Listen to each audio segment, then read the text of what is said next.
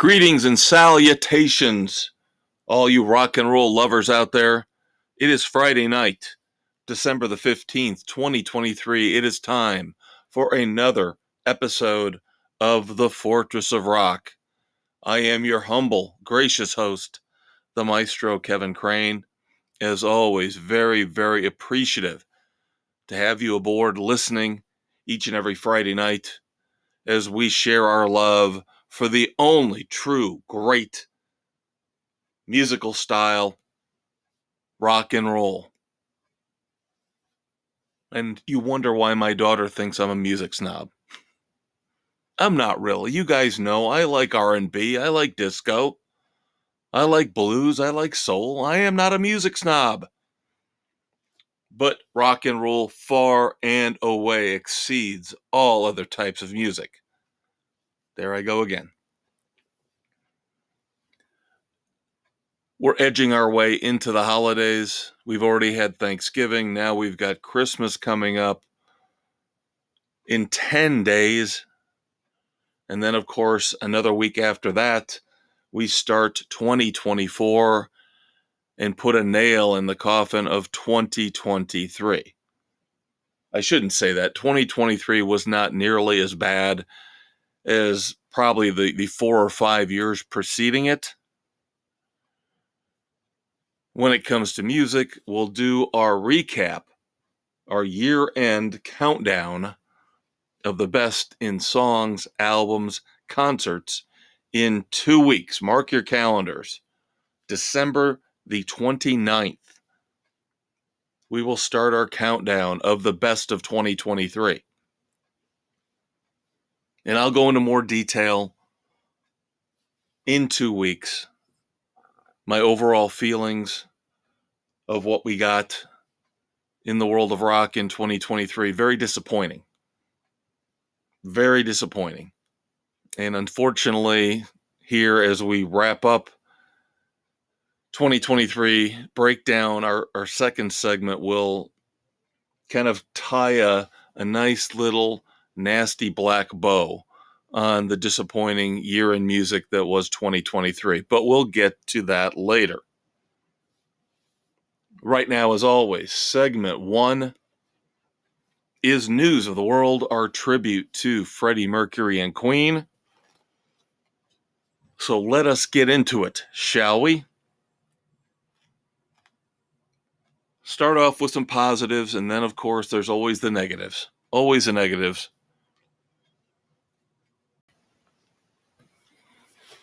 All right, if you have Paramount Plus, a little rock and roll treat dropped for you this past week. Very short, 4-episode reality/documentary show featuring Rush bass player Geddy Lee. And we, of course, will talk more about Geddy Lee in segment 2. But the short series, Geddy Lee Asks, Are Bass Players Human Too?, just debuted this past week, again on Paramount Plus, where Geddy Lee talks to other famous bass players about their interests outside of rock and roll. I'm sure a little bit of music knowledge will be passed back and forth. I have not watched this yet, obviously. Otherwise, I would give you a full review. That could be coming next week. But again, kind of cool, kind of neat to see Geddy Lee getting out there. We've heard the rumors about possibly getting back together with Alec Lifeson, reforming Rush in some permutation. But for now, we will have to be happy with these 4 short episodes of Geddy Lee Asks, Are Bass Players Human Too?, streaming now on Paramount Plus. My man Eddie Trunk. I love Eddie Trunk. He is my inspiration for this podcast. He follows in the footsteps of Wolfman Jack Casey Kasem. But the thing about Eddie Trunk is he cares about our type of music: hard rock, heavy metal, classic rock. So any chance we get to celebrate the greatness that is Eddie Trunk, we will do it. And a lot of other people will as well. December the 11th at the House of Blues in Las Vegas, Nevada. They held the 40th anniversary concert for Eddie Trunk. 40th anniversary of, I'm sure, his getting into radio, podcasting, whatever it might be. Of course, heavy Van Halen influence involved. Michael Anthony played a bunch. Sammy Hagar joined him for a rendition of Pound Cake. But from what I could tell, the highlight of the night has to be Sebastian Bach coming on stage with Michael Anthony to play DOA. And I just think it's an absolute shame. It's an absolute travesty. I have issues with Sebastian Bach. Believe me, I have tons of issues with Sebastian Bach. Some of the things he talks about when it comes to politics and the world, he's talking out of his butt. Let's say it that way, trying to be family friendly. Again, not wanting to be explicit here on the Fortress because we want the kids to listen as well. And Sebastian Bach can be an acquired taste for some, and others will outright dismiss him. And that's fine. I get it.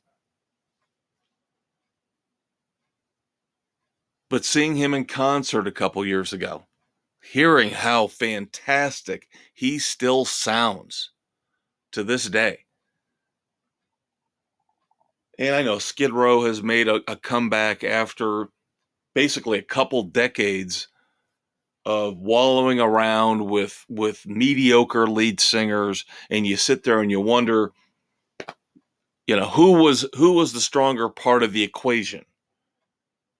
In sports, a sports analogy would be, was it Tom Brady? Was it Bill Belichick? Was it Sebastian Bach? Or was it Rachel Bolan and Snake Sabo? Now, Skid Row has finally bounced back to the point where I would say they're back to respectability. They're back to a level where I can appreciate their music again. It only took, again, 2 decades for them to get there. But in many ways, I could say the same thing about Sebastian Bach. Sebastian Bach went really, really hard and heavy. And this is one of those situations that I always talk about, whether it's Sting and the Police. Any other situation where the lead singer got a big ego and walked away, Steve Perry and Journey comes to mind. Sometimes the group dynamic brings out the best in everybody. So it's a shame that Skid Row couldn't mend fences, couldn't get back together, only 3 studio albums. My friend and I, when we saw Sebastian Bach a couple years ago, wondered, why wouldn't a band like Motley Crue, where Vince Neil obviously cannot sing anymore, where his voice is shot, why wouldn't you bring in somebody like Sebastian Bach to add an extra level? Now, it turns out Motley Crue decided to replace Mick Mars on guitar and bring in John Five. So we'll see how that whole dynamic plays out. Supposedly, 2024, 2025, we will get new music from Motley Crue. But you're not replacing the weak link. Motley Crue already did this once. They kicked Vince Neil out of the band, brought in John Corabi, had a decent album with him. Some very, very, very high points, Hooligan's Holiday. But it wasn't good enough. So they bring Vince Neil back. And Vince Neil, again, is the weak link in Motley Crue. He is shot. His voice is no good anymore. It's terrible. And then we hear all the things now, the mudslinging with Mick Mars as he's been kicked out of the band, saying that everybody is using pre-recorded stuff. Nikki Sixx comes back and says, well, so were you, blah, blah, blah, blah, blah. So anyway, short story long, Sebastian Bach comes on stage and performs DOA from Van Halen 2 with Michael Anthony. And I know. Wouldn't it be awesome to have Sebastian Bach go out on this Best of All Worlds tour with Sammy Hagar, Michael Anthony, Joe Satriani, and Jason Bonham, and maybe he sings the Van Halen, David Lee Roth era parts. Sammy, of course, takes on his own songs from the Van Hagar era. Wow, we can only dream. We can only dream.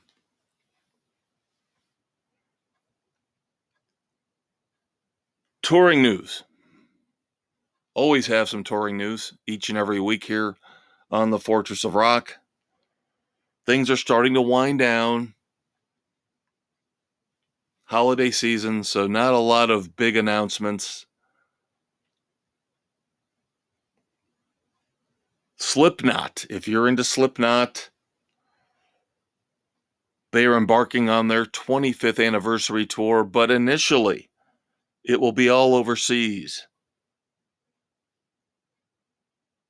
And it's a year ahead of time they've announced this. So maybe we'll see American dates earlier in 2024, but for right now, they have announced their UK and European dates in December of 2024. So again, if you're a Slipknot fan, I'm not, but again, I'm not a music snob. Go out and see Slipknot the first chance you get. Interesting double bill here. March of 2024, 13 dates just announced. KK's Priest and LA Guns. I would assume that's a co-headlining double bill.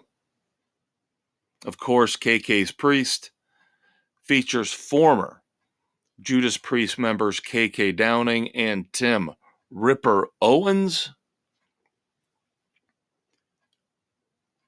Tim Ripper Owens, of course, featured in the Mark Wahlberg movie, Rockstar. Not a bad movie. Actually, not a bad movie at all.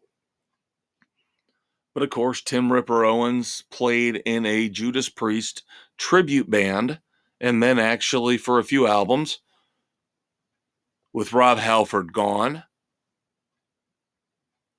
took over as lead singer of his dream band, Judas Priest. So that could be a very, very cool show. Now we have to move on to the negative.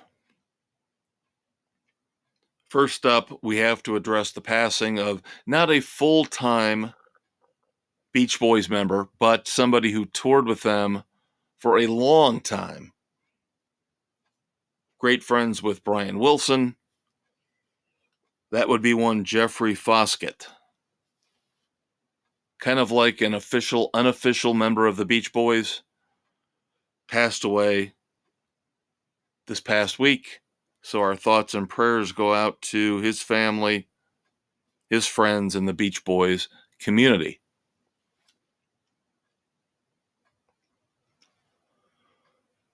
What has Blur ever done? I know our European, our UK listeners will rip me apart for starting off this discussion point, this little news item with that. But here in America, Blur has done nothing. Nothing. What, one recognizable song, right? One recognizable hit song that still is played on the radio to this day. Otherwise, what have they done, especially in comparison to the Rolling frickin' Stones? Yet somehow, in this day and age of entitlement and look at me, me first, Blur's frontman, Damon Albarn, decides that he has the right. He somehow has the right to disparage and rip into the Rolling Stones.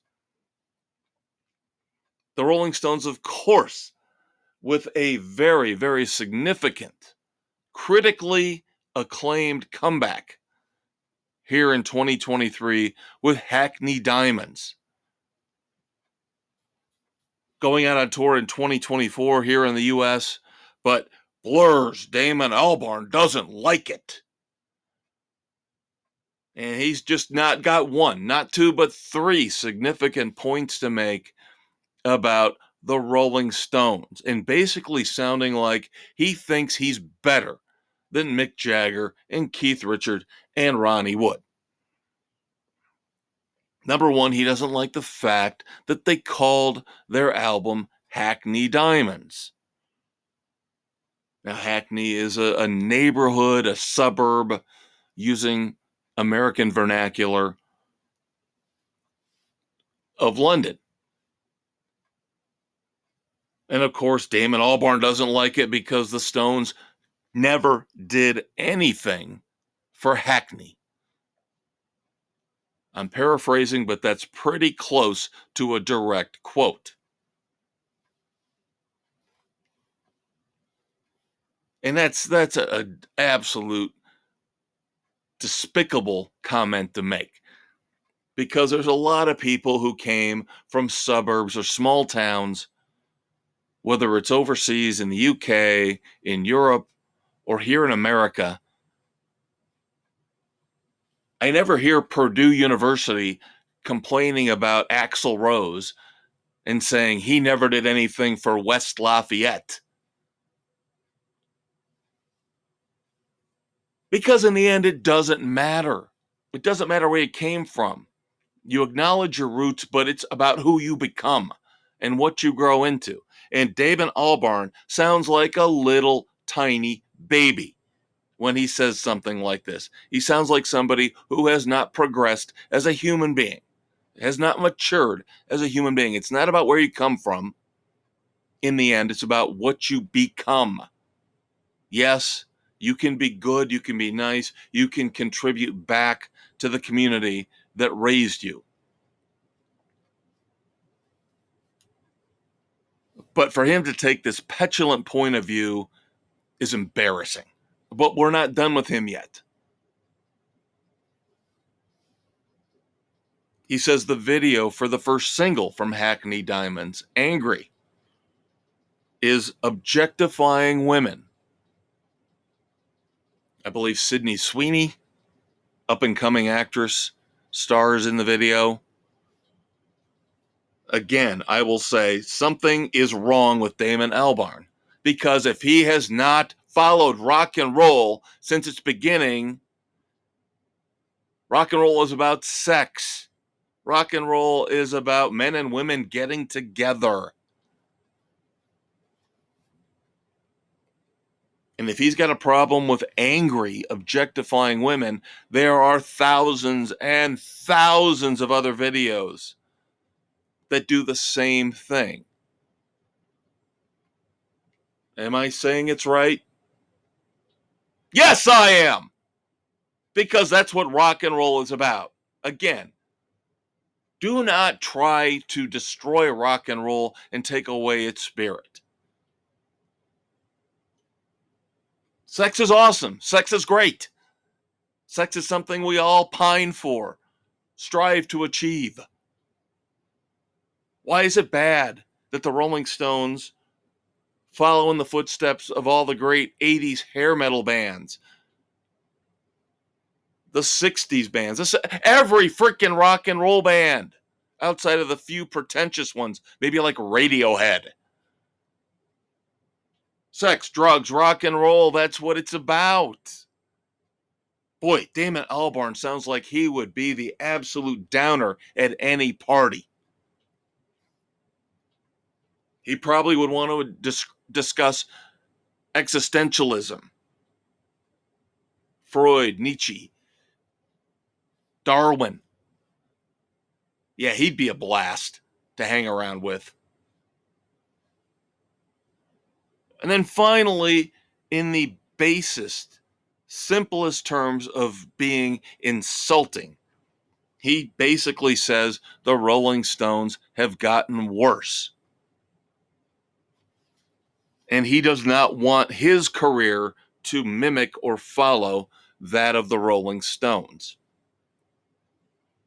So again, I will repeat, Hackney Diamonds has been celebrated on this podcast as well as across the globe by music critics as being a welcome, solid, even great return to form for the Rolling Stones. So could Damon Albarn and Blur just go away? Could they please just go away? What a jerk. What an absolute jerk this guy must be. What's next? Is he going to start ripping into the Beatles and the Who and the Kinks? What have they done to upset the holier than thou Damon Albarn of Blur? And this is the problem with our society nowadays. A guy from a minor band, again, I know in the UK they are much more popular than they are here in America, but still, for him to disparage the Rolling Stones like he did in this interview, I believe it was with a French magazine, it's just disgusting. It's disrespectful and disgusting. Now, I have told you guys, I don't like Neil Young. I don't like Pink Floyd. I don't like Eric Clapton. I don't like Bob Dylan. But I would never disparage them to the point that Damon Albarn just did here within the last week or two with regards to the Rolling Stones.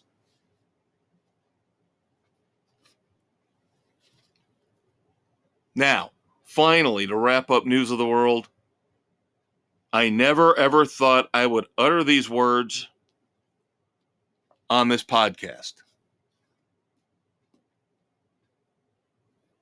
I love Cher. Not really, but kudos to Cher. Making an appearance yesterday, December the 14th, as we tape, on the Kelly Clarkson show. Jeez, don't get me started on Kelly Clarkson. But I can respect Cher's career. I can respect what she has done, what she has accomplished, despite all the plastic surgery. I mean, look, she inspired Lady Gaga to be exactly like her. But Cher has joined the ranks of those of us who cannot stand, who despise beyond belief the Rock and Roll Hall of Fame. Now, do I believe Cher should be in the Rock and Roll Hall of Fame? Absolutely not. Absolutely not. But they're already pandering to Dolly Parton. And I think in many ways this is Cher trying to get herself into the Rock and Roll Hall of Fame. She has never been nominated. but she's been eligible for quite a while. But on the Kelly Clarkson show yesterday, she would not want to be in the Rock and Roll Hall of Fame for $1 million. Well, that little sentiment might have worked 30 years ago, but I don't think $1 million means all that much to Cher anymore. That's probably what she tips the valet at her favorite restaurant in Hollywood. Now, I will give Cher credit for this.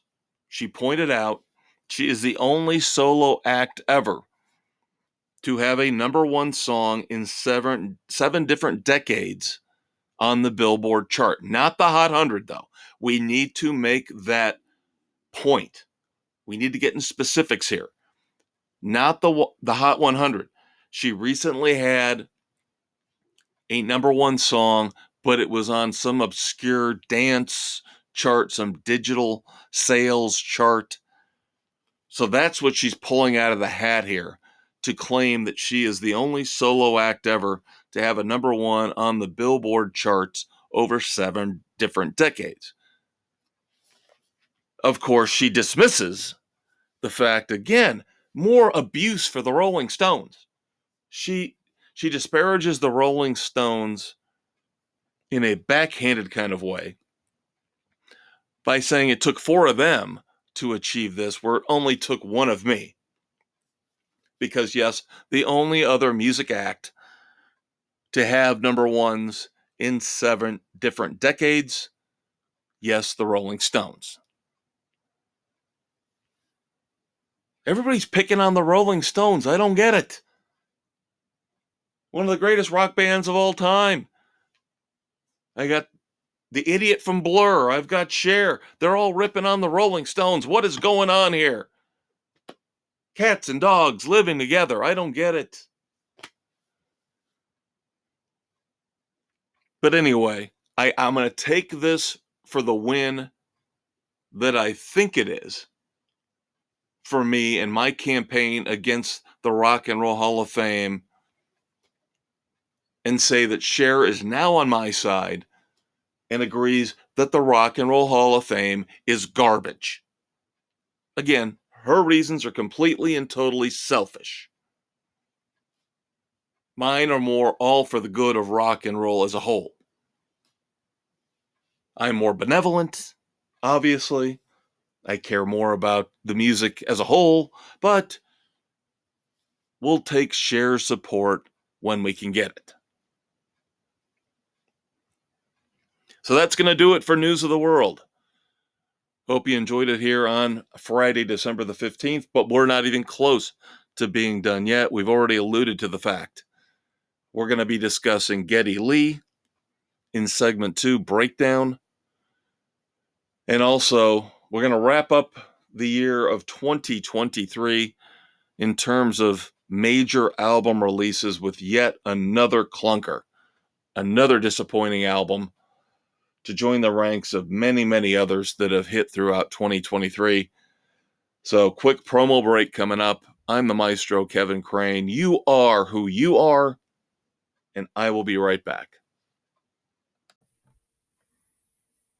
Thank you so much for tuning in to the Fortress of Rock podcast with me, the Maestro, Kevin Crane. Of course, that was segment 1, the News of the World, our tribute to Freddie Mercury and Queen, where we look back at the past week in rock and roll and all the news and all the controversies that you deserve to know about. Next up is the heart of the show, the meat and potatoes, Breakdown, where we are going to review all the new songs, all the new albums, all the new concert tours, the shows that I've seen personally. Stay tuned for that. Of course, we're now available on Spotify, Anchor, Apple, Stitcher, Castbox, Google, Pocket Cast, and Radio Public, wherever you listen to your favorite podcast. Hang out, kids. We'll be right back. All right, kids, welcome back to the Fortress of Rock, December the 15th, 2023. I am the Maestro, Kevin Crane, It is time for Breakdown, our tribute to Tom Petty and the Heartbreakers, where we review the best in new albums, new songs, and concerts. Now, we're a ways away from concert reviews. The next one we've got slated early spring with Judas Priest. So for now, you're going to have to settle for new albums, new songs. And you might have been able to tell from my downbeat tone in segment 1 when I was talking about our year-end recap that'll be coming up in a few weeks that I wasn't overly impressed with this year-end music. The thing that really stinks is that it looked like it was going to be a great year for music. New album from the Foo Fighters. 2 new albums from Rival Sons. New album from Mammoth WVH. The Hives. On and on and on. Matchbox 20. And some came through. Some came through, but others did not. And what's looking to be the final album review of 2023 next week, of course, with our special Christmas episode, doesn't really count. So here on December the 15th, this is probably the last album review of 2023 in terms of new music we're going to give you. Dirty Honey. Now, if you guys remember from last year, 2022, I saw Dirty Honey and Mammoth WVH co-headlining tour in Fort Wayne, Indiana. Very, very, very good show. Very enjoyable show, and I loved what I got from Dirty Honey. Very energetic, tight. Although there was something nagging at the back of my rock and roll brain, and I could not figure out what that was. Maybe it was the fact that we had only gotten 1 EP from them and 1 quote-unquote full-length album from them, which was really, really short. Not even really a full-length album. And it just seems like it's been taking them way too long to put out songs, to put out new music, especially when you consider the quality. Now, as a live band, I just mentioned, fantastic. But now, here we go. We've got EP, and now the second studio album, full studio album, from Dirty Honey. Can't find the breaks. And I just don't understand the hype. UltimateClassicRock.com put this album among their top rock albums of 2023. I have major issues with how they rank albums and who they include in their quote-unquote rock albums and rock songs in their year-end lists, but that's a discussion for another day. But Dirty Honey looks to be one of those bands that in concert, maybe the music is better, more energy behind it. But I've got to tell you, Can't Find the Breaks was ridiculously disappointing. It's 11 songs, and of course you know what we're going to do. We're going to go through track by track. It's not all bad. It's not all bad, but once we get through these 11 songs, I'll give you my overview of what I think of Dirty Honey. Yet another band considered the saviors of rock and roll. And we all know, if you've been listening to this podcast for the last year or so, who I truly believe are the new saviors of rock and roll. And it is not Dirty Honey. It is not the Struts. It is a band called Rival Sons. So let's start off with track 1, Don't Put Out the Fire. And this is one of the best songs on the album. It should be. The lead-off track should always be one of the strongest songs on any album. And I will point out right away a recurring theme throughout Can't Find the Breaks. This band is tight, and they are good, and they are solid musically. Great guitar work from John Nato. A little bit of sleazy blues type song here. Again, probably one of the best songs on the album. I don't know if that's saying much, but Don't Put Out the Fire, a very good start to Can't Find the Breaks. And then we get Won't Take Me Alive. And again, more great guitar work. The band, rhythm section, guitars tight. And this is about the point in time in this review where I have to bring in the fact that I cannot stand lead vocalist Mark LaBelle. I can't stand him. He has no charisma, no personality, and his voice is way too high for this type of music. I feel like, or I felt like through much of Can't Find the Breaks, that it was Barry Gibb trying to do hard rock. And Won't Take Me Alive is the first example of this. Won't Take Me Alive. Oh my God, what lazy songwriting and what generic, awful singing. I'm sorry, it's just bad. Bad, bad, bad. And again, much better live in concert. Now we move on to track 3, Dirty Mind, which I would say is one of my top 2 or 3 on the album. A little bit different, a little bit more creative. Again, another fantastic guitar riff. There's at least a little bit of some tempo changes, some shifts in the music stylings in Dirty Mind. So I'm 3 songs in, I'm like, it's not terrible yet. It's not bad. It could go either way. If it keeps going like this, not a bad album. Not great, not a classic, but not bad.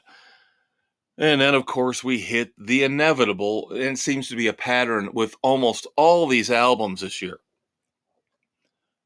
The mid-album rut. Track 4 is Rome. And Rome, R-O-A-M,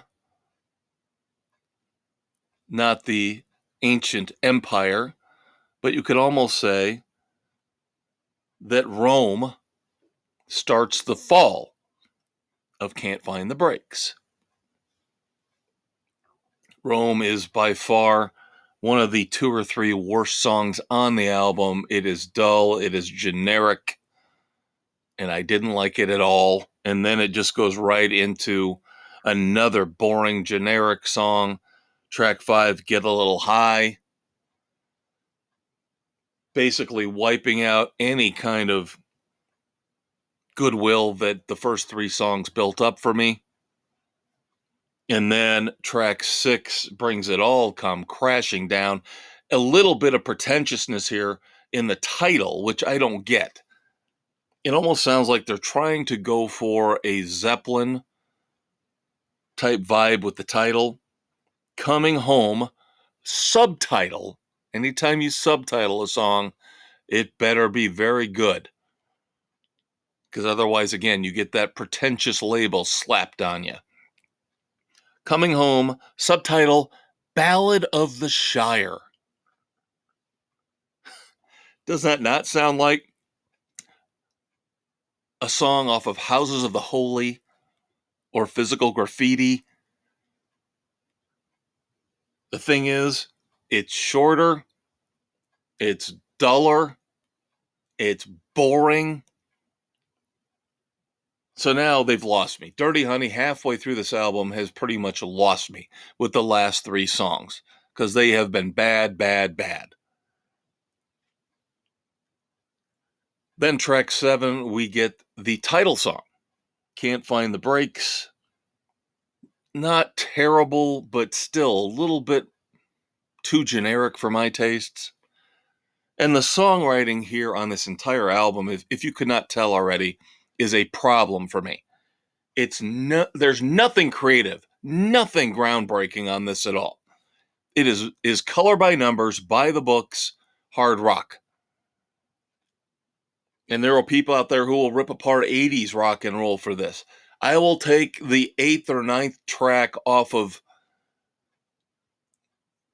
Native Tongue or Shout at the Devil, Invasion of Your Privacy, any day of the week over the best songs on this album. Let's put it that way. Then we get another rut. Yeah, I know. We barely got out of the last one. Now we've got Satisfied, which isn't terrible. Another great guitar riff, little bit of energy pumping back into the album, but still not all that great. Right On. Ugh. Again, not good at all. The final 2 songs try to redeem the album to some extent. Track 10 could have been a great mid-tempo type of song. You Make It All Right. Problem is, in the chorus, we get the high vocals again, the ultra high Bee Gee vocals again from Mark LaBelle. And you can say what you want about the Bee Gees, you can say what you want about the Gibbs, but their songs had more emotion, more heart than a song like You Make It All Right. Mark LaBelle does not have or does not convey emotion. He is a cookie cutter singer. And I can't stand that. I just can't stand it. This is what differentiates Rival Sons from, again, these other saviors of rock and roll. The Struts and Dirty Honey. They're pretenders to me. Rival Sons are the real deal. And then finally, you get track 11 closing out Can't Find the Brakes with Rebel Son. Not bad. Not a bad song at all. Nice little piano and a breakdown at the end. Again, a little bit more energy, kind of like Dirty Mind earlier on in the album. Something a little bit more intense, a little bit different, not all the way, not creative beyond belief, but something that just gave you promise, gave you hope that Dirty Honey would be able to break out of the mold and differentiate themselves. But alas and alack, overall, it was not to be. Dirty Honey's Can't Find the Brakes. We'll throw it on the trash heap of other underwhelming albums that we got this year. So it's going to be a task, a chore for the Maestro to sift through all of this and get you 5 top level, top flight albums, the best of 2023 coming in a couple weeks. Now, as far as songs go, it's always easier. Just do the math. One album usually features at least 10 songs. So a lot easier to find 5 great songs than it is to find 5 great albums. But unfortunately, again, I hate to be Debbie Downer. Wah, wah. But the songs I've got for you this week aren't any better than what we just discussed with Dirty Honey. In fact, I hate to say it, I think Dirty Honey, if I take the best 2 songs from this album, Can't Find the Brakes, they're better than these 2 songs. And it's sad to say that because we're talking about Geddy Lee of Rush. And of course, we talked about a few weeks back how he teased these 2 songs on the opening night of his book tour for My Effin' Life, his autobiography. Now they are available on streaming services. I know on Spotify they are called The Lost Demos. First song is Gone, and I hate to rip on this song because I know the song is about tragedy in the life of former Rush drummer Neil Peart, who of course has since left us. But I have to judge the music based on what it is. I can't give it points. I can't give it props or kudos because of the sentiment behind the song. You have to make it a good song to draw me in, to then let me feel the lyrics, let me feel the emotion behind the lyrics. And Gone does not do that at all. It fails in that respect. And I hate to say that because, again, I know what was going on behind the scenes when he wrote this song. But Gone is just boring. It is dull, and I cannot recommend it. Now, the second song that he released is I Am You Are. It's better, a little bit more of a Rush vibe to it. You maybe could have guessed, if you didn't know better, that this was like a lost track from Presto or Roll the Bones. Because Rush at that time was doing a lot of the more mid-tempo kind of songs. They had gone through their peak. They were coming down into the valley where they were not doing as well commercially. They had tried to buy into a lot of the trends that were out there. Of course, we know with the song Roll the Bones that they had a rap interlude, which was arguably the worst moment in Rush history. Thankfully, I Am You Are has none of that. But it's just... Remember Time Stand Still? This is the best way to describe it. Time Stand Still, to me, was the big misstep, along with that rap interlude. When they brought in Amy Mann, of course, Till Tuesday, Voices Carry, their one big hit. They brought her in to kind of do a co-vocal thing with Geddy Lee. And now I don't proclaim to be a Rush fanatic.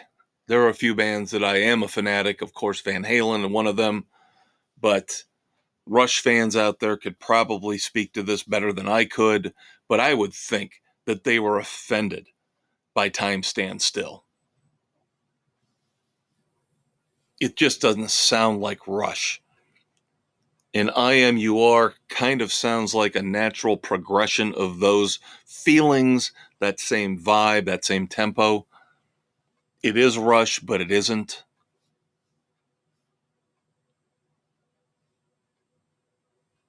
Better than Gone. I will say that. Better than Gone. But unfortunately, this has just been a bad breakdown segment. I can't recommend anything for you this week when it comes to new music, kids. Now, if you want to pick and choose, you want to cherry pick, Dirty Mind and Rebel Sun off of Dirty Honey's Can't Find the Breaks, two songs that I liked.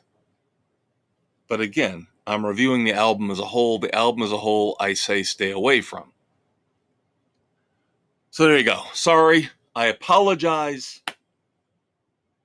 Got one more week. One more chance to get you into the holiday, the positive Christmas spirit. We'll talk more about that in segment 4. Wrap it up, of course. Lots of interesting stuff coming next week, including holiday music. Yes, holiday music. I always try each and every year here on the Fortress to find a Christmas album and or a Christmas song to review for you that I have never listened to before. And we have definitely got that for you this year. But for right now, Doc Brown is firing up the rock and roll DeLorean to 1.21 gigawatts. I'm heading out to the garage here at the Fortress of Rock. We're going to go back in time. Yes, it is time for I Want to Go Back. I'll look back at famous moments, birthdays in rock and roll history. Take a minute break, won't you? Because I'm going to. After this promo, we will be right back. All right, now that we've looked at the current state of music in our breakdown segment, it is time to climb into the DeLorean and travel back in time to look back at moments in rock and roll history, birthdays, deaths, anniversaries of song and album releases. It is time for I Want to Go Back, our tribute to Eddie Money. Stay tuned. And as always, we're on Spotify, Anchor, Apple, Stitcher, Castbox, Google, Pocket Cast, and Radio Public, anywhere where you listen to your favorite podcasts.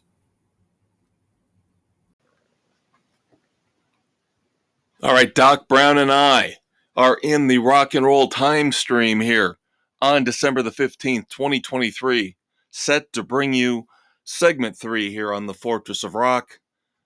I Want to Go Back, our look at classic album releases, anniversaries, moments in rock and roll history that we will never forget, birthdays, you name it. But first up, of course, this is the time every week on this podcast where I have to take care of some business. So real quick, first and foremost, let's acknowledge sources. A lot of the ideas for segment 1 and segment 3 here especially, I need some help with. My rock and roll brain is awesome, it is great, but it is not close to being good enough to give you the best possible podcast that you deserve. So that's why I do need assistance. And the 3 main sources that I use for help here on the Fortress are ultimateclassicrock.com, the Van Halen News Desk, and thisdayinmusic.com. Now, obviously, you found us somewhere, you're listening, but you have options and you have choices. You can find the Fortress of Rock each and every Friday night.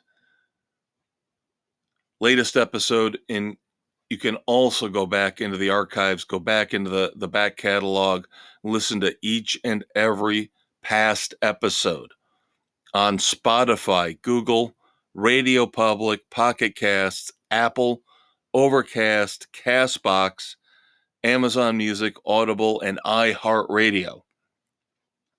And of course, we always like to mention the Facebook page because the weekend is not only for recording the latest episode of the Fortress of Rock, but we have the Weekend Rock Project and we have New Music Sunday.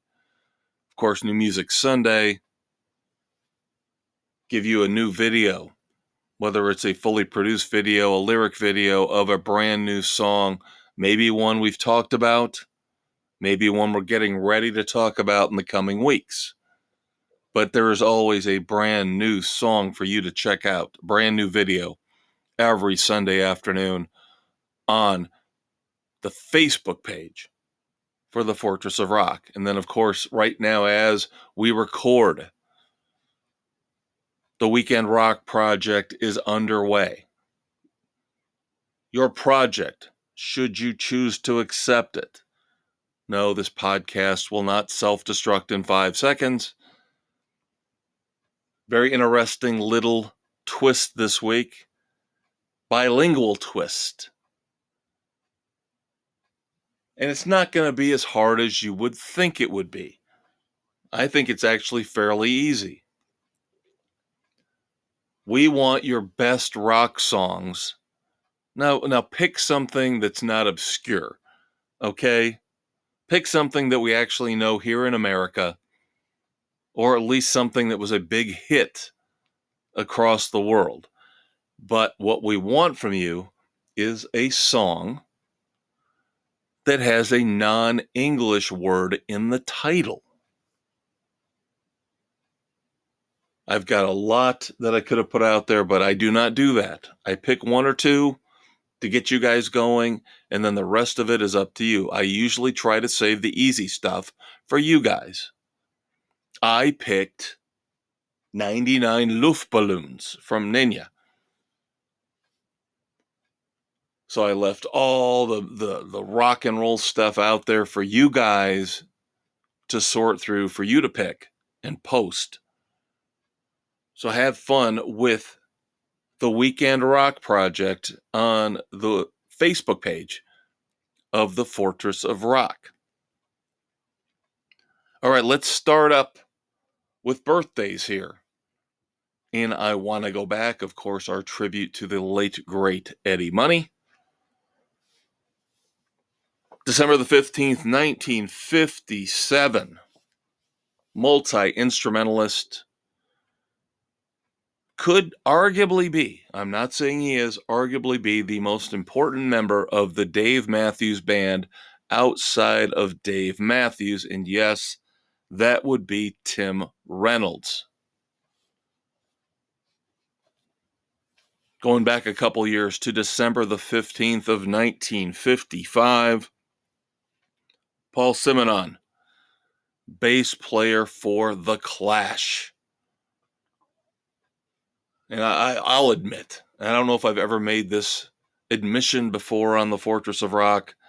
I'm not saying I'm not a fan of The Clash. I will just say I don't know if I've ever really gotten into them as much as other people I know. A band I should probably do a little bit of a deeper dive on. Now let's have some fun with the next one. And you can tear me apart, and that's fine. December the 15th, 1949. My man from Miami Vice. I love, anybody who knows me knows I love Miami Vice. As much a part of the 80s as hair metal. My favorite show of all time, Miami Vice. I am a sucker for a great police procedural mystery thriller type show, and Miami Vice encapsulated all of that beautifully, along with style and music in the 1980s. He had a number 5 hit in the United States with the song Heartbeat. Whether you like it or whether you don't, he was great friends with rock and roll legends like Greg Allman, Stevie Ray Vaughan, and they helped to push his brief music career forward. Yes, Don Johnson, born on this day in 1949. Stop laughing. Don Johnson is awesome. Miami Vice was awesome. Think about the influence Miami Vice had on 80s music. Think about all the guest stars from the rock and roll world that were on Miami Vice. Phil Collins, Glenn Frey, Ted Nugent, just to name a few. Do not disparage Miami Vice. Do not disparage Don Johnson. Born on this day, December the 15th, 1946, legendary drummer for Vanilla Fudge, Carmine Appice. Born on this day in 1942, the leader of the Dave Clark Five. Yes, duh, that would be Dave Clark. The man who coined the term rock and roll. Born on this day, December the 15th, 1921, legendary U.S. DJ Alan Freed was born.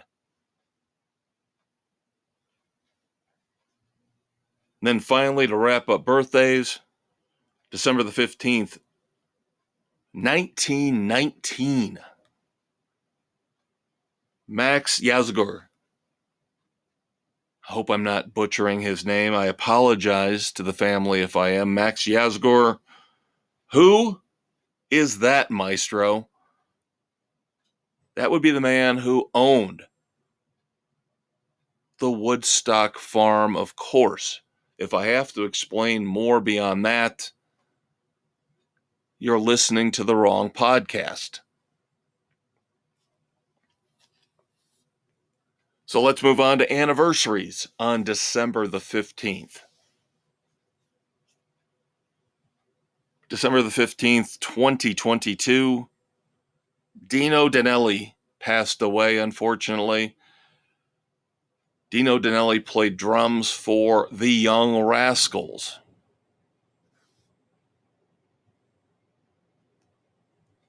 December the 15th, 1990,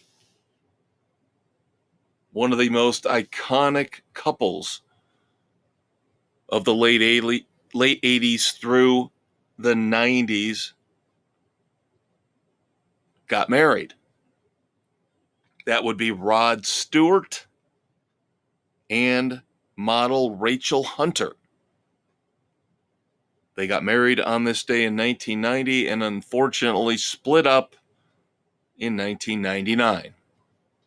Shocking that a famous couple would actually break apart. Never happens. Never happens, kids. December the 15th, 1988. Hi! It's hot in a hot tub. Sorry, that's Eddie Murphy doing James Brown. James Brown on this day in 1988 was sentenced to 6 years in prison. 1988, let's just put it this way, was not a good year for James Brown, the godfather of soul. He was arrested not once, not twice, but 3 times in 1988. Various charges involving weapons, resisting arrest, high-speed chases, drugs, you name it. And this is on top of all the other stuff he pulled in any other year outside of 1988. And if you want to go look up his rap sheet, feel free. James Brown was not a nice human being. James Brown was a very nasty, despicable human being. I'm sorry. He was. But 1988 in particular was very, very bad for James Brown. So he was sentenced to 6 years in prison, and oh my goodness, shocking that a celebrity only served about a third of his sentence. Yes, James Brown served roughly 2 years of that 6-year sentence before being set free. You and I, we would never have seen the light of day again for the stuff that James Brown pulled. He gets out in 2 years. Cynical? Yes. Realistic? Yes. Now, of course, to offset that negativity, one of the few true, great and shining moments in music history, a moment we should all be proud of, a moment where we all pulled together, musicians, nations, where we tried to do something good for somebody else. Shocking. I know, again, shocking, given how rare that is in this day and age. December the 15th, 1984, as we go across the pond to the UK, the precursor to We Are the World from USA for Africa. Yeah, we copied it. But in the end, who cares? It made money for a good cause. Now, you can debate how much of that money actually made it to the charity and to the people it was intended for. I'll leave that to some other people to debate and discuss. But do they know it's Christmas? On this day, debuted at number one in the UK, of course, performed by Band Aid, basically an all-star group of British performers brought together by Bob Geldof of the Boomtown Rats to address the issue of famine in Ethiopia.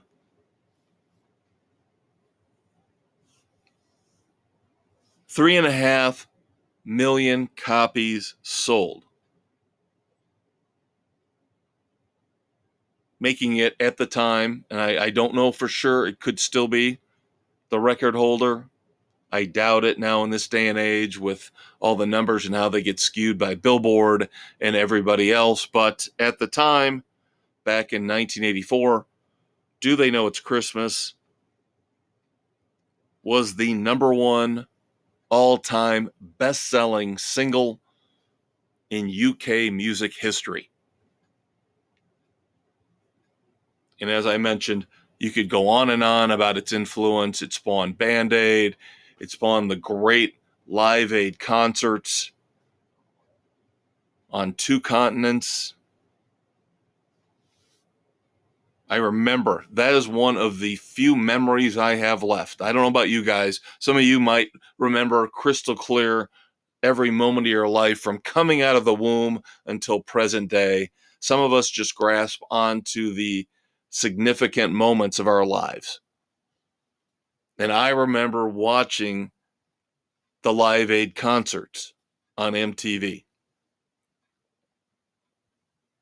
torturing my father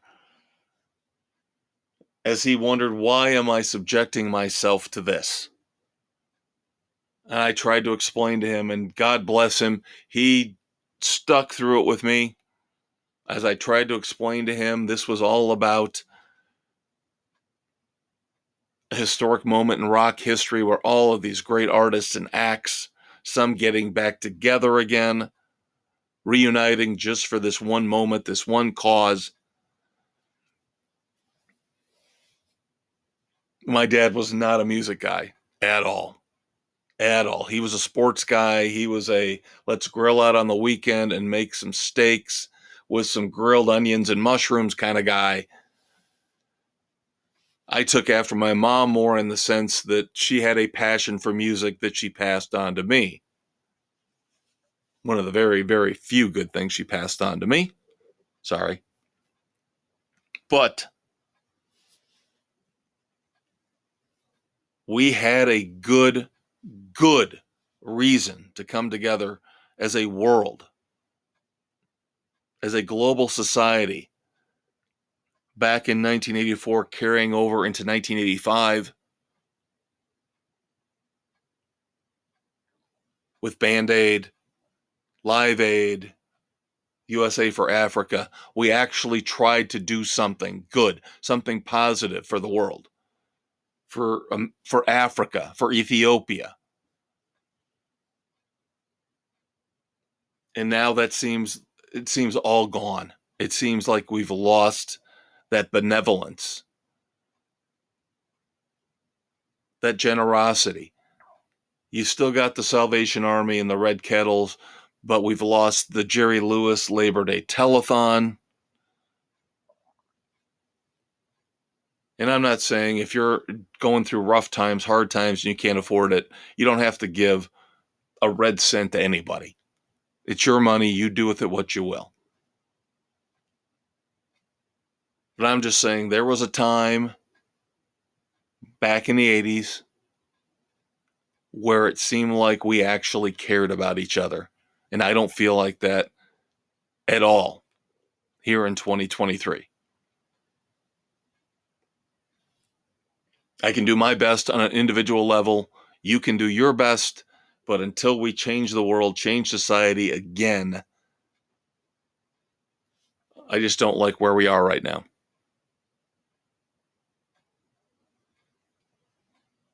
So finally, to wrap up, I want to go back. December the 15th, 1944, arguably the most important big band leader, Glenn Miller. Glenn Miller died in what was assumed to be a plane crash. His plane disappeared over the English Channel during World War II, trying to get over to entertain the troops. And again, just like Band-Aid, just like USA for Africa, another noble cause, ending, in this case, ending in tragedy.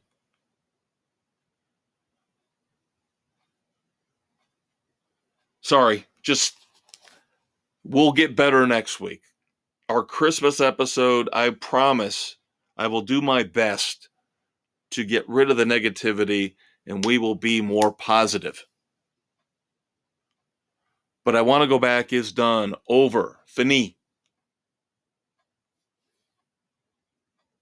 One last promo break, and of course, we will jump into Wrap It Up, where we will discuss what we're going to talk about in the last couple of episodes of 2023 and the first few episodes of The Fortress of Rock in 2024. So hang out with me, please, for just a few more minutes here on December the 15th, 2023. I'm the Maestro, Kevin Crane, and I will be right back.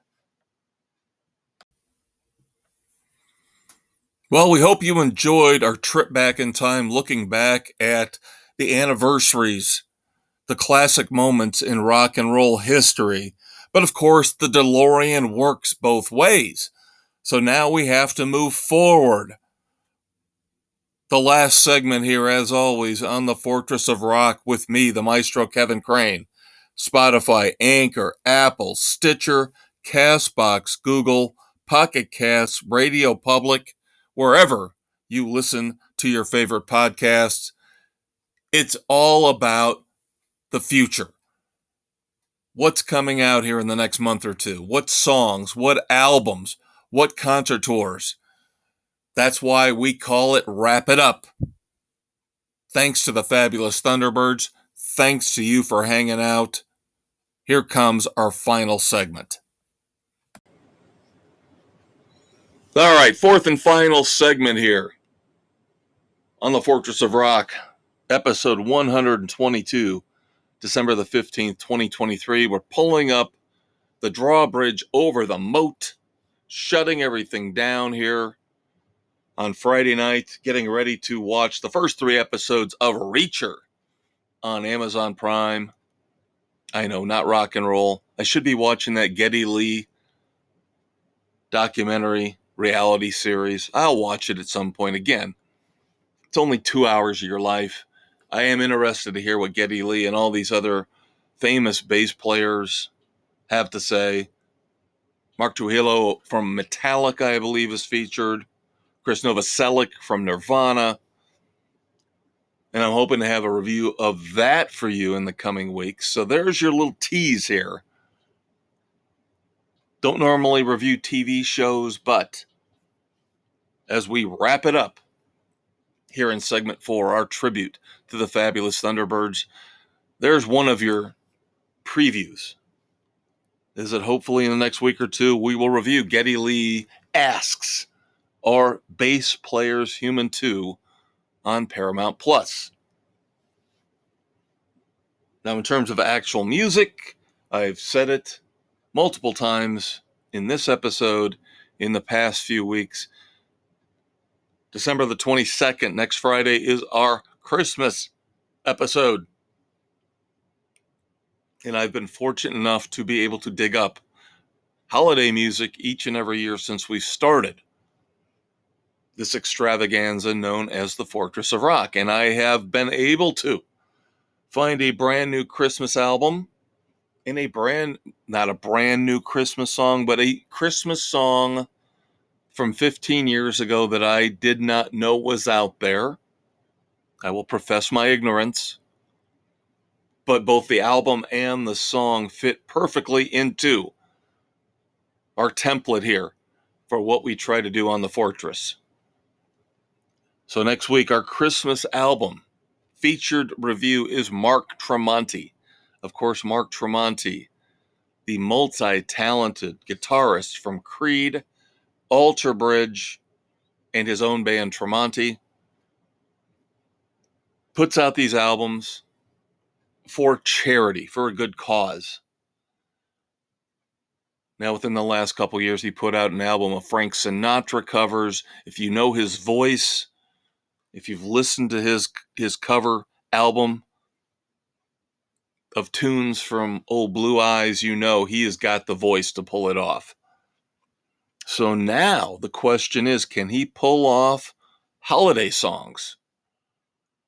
Mark Tremonti has put out Merry Christmas classics, old and new.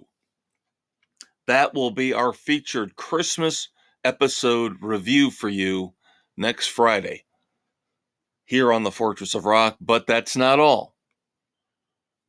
15 years ago, and it somehow slipped through my fingers. Did not know this was out until a few months ago. You guys know how much I love the Hives, and I have a feeling the Hives will make an appearance once, if not multiple times, on our best of year-end list.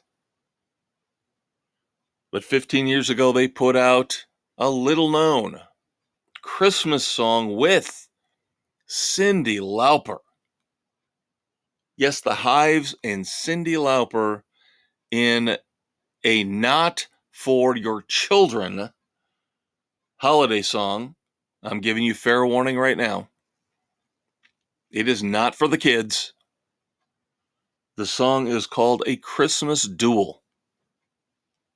And we will have a review of that for you next week on the Fortress of Rock.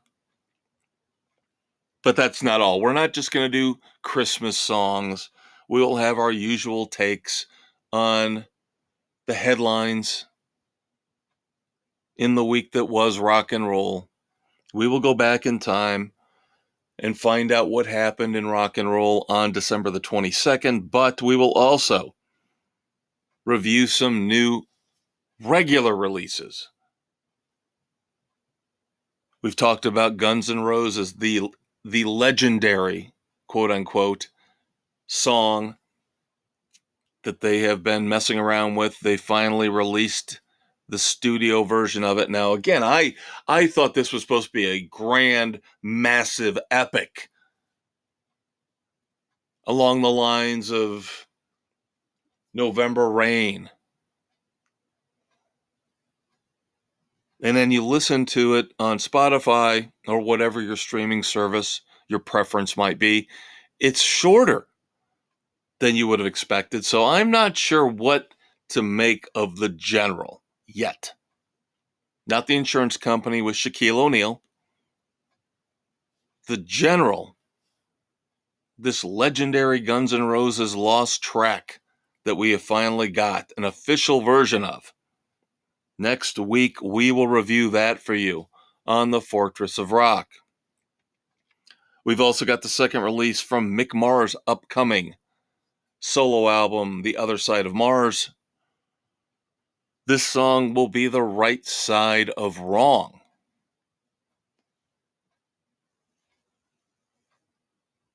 And then we've talked about him in this episode in segment 1 as I rant and rave and heap praise upon Sebastian Bach, how he could sing for Van Halen, Motley Crue, Skid Row, whoever the heck he wants to. But again, I will say this. I think he is better in a group dynamic. He needs somebody, a group of people to keep him in check, because I have never been overly impressed with his solo material. So what are we going to make of his latest solo effort? What Do I Got to Lose is the latest from Sebastian Bach. We'll also have that coming up for you in the next week or two on The Fortress of Rock. Now, in terms of other stuff coming in the next few weeks, we're already gearing up. We've been alluding to it through this entire podcast. In 2 weeks, which will put us December the 29th, that will be our Best of 2023 show. We will go through our best albums of the year, best songs of the year, best concerts of the year. And then as we head into 2024, we'll still play some catch up with things that came out in 2023, albums, songs that came out in 2023, including the Struts.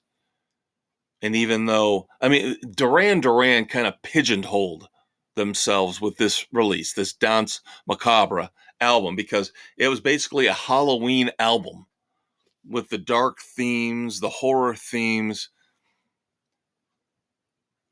And I feel bad because I couldn't get to it right around Halloween. So now it seems like the time is almost past. But I still want to listen to it and I still want to review it for you guys. So even though it's going to be the dead of winter, we'll review Duran Duran's Danse Macabre here in early 2024. And then, of course, we'll get into Green Day and then Judas Priest and Blackberry Smoke, all of the big new releases coming in early 2024. Those, of course, will follow.